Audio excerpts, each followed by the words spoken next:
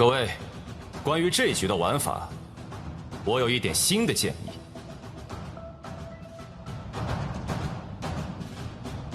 哦，新的建议是什么呢？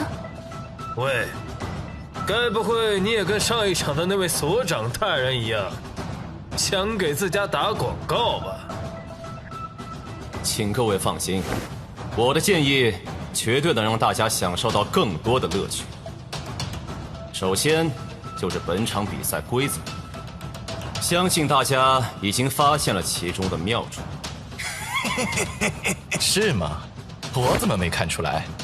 参赛者们在进入迷宫星之前，都拿到了属于自己的数字牌，分别是1分、2分和3分其中一种牌价。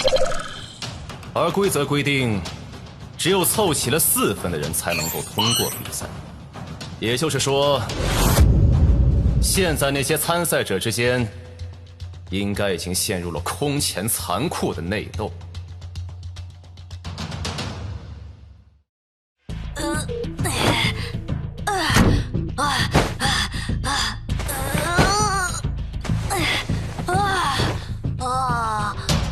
休息好了没？你们这些碳基生物可真是麻烦。抓紧时间，我能感觉到我身体的一部分就在附近。让我再歇会儿，你的身体部件又跑不了。笨蛋！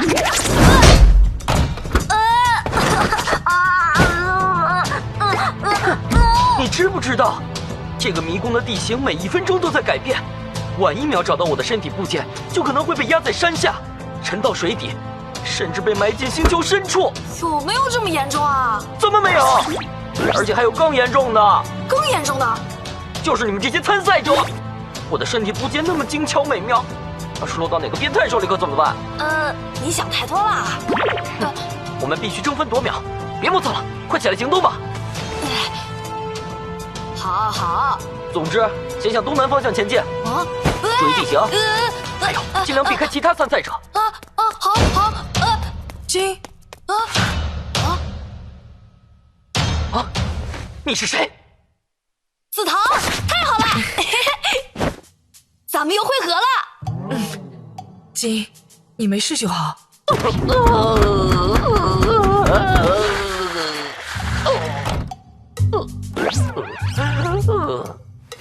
了，紫藤，我给你介绍一个新朋友。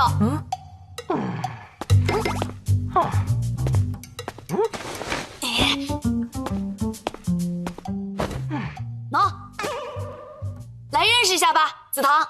这就是我刚遇到的新伙伴，他叫……等一下，不要随便把我介绍给来路不明的人，我可不会轻易把其他参赛者当成同伴。你说什么啊？紫藤花是我的朋友，怎么会是来路不明的人呢？朋友？哼，在凹凸大赛里，每个人都有着自己的想法，就算真的是朋友，你就会知道他想要的是什么吗？你胡说，紫藤才不像你说的。别忘了，他说的有道理，金。紫藤，金，你太容易相信别人了，在这种比赛里，还是多保留一点比较好。你忘了之前鬼狐的事了吗？但紫藤，你又跟鬼狐不一样。不，这里毕竟是凹凸大赛，虽然我也不想，但难保什么时候我和金也会不得不互相战斗呢。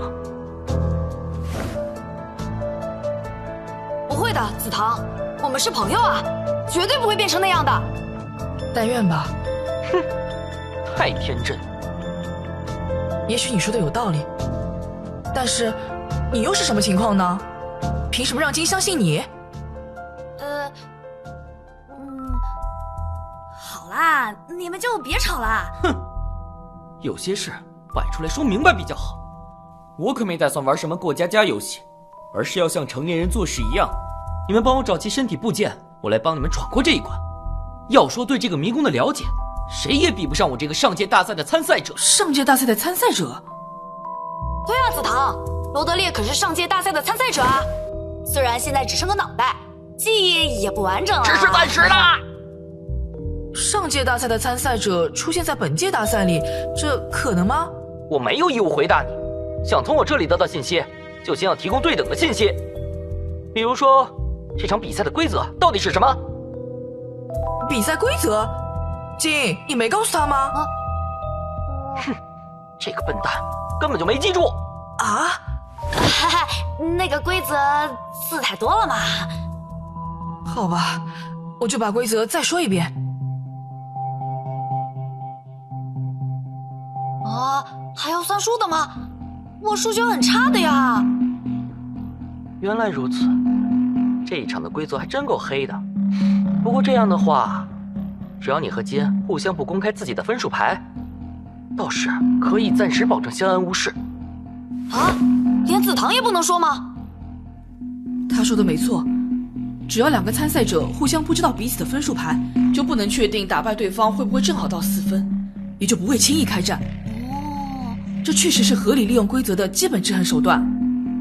是这样吗？既然从你那里得到了有用的信息，那么作为公平交易，我也给你们提供一点有价值的东西好了。哦，你们知道所谓的原力究竟应该怎么使用吗？